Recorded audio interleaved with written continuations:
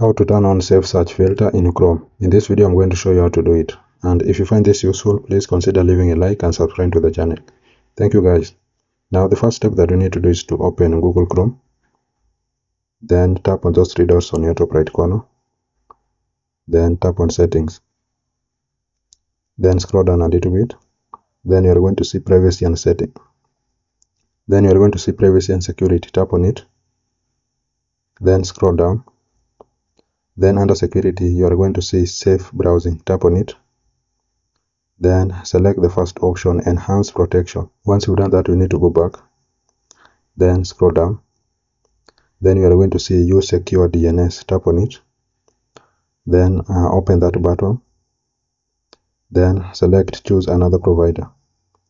Then you are going to see that drop down arrow beside Custom. Then select Clean Browsing into Family Filter. That's really it, guys. That's how to turn on Safe Search filter in Google Chrome. I hope this was useful, and if it was, please consider leaving a like and subscribe to the channel. Thank you guys for watching, and see you in the next one.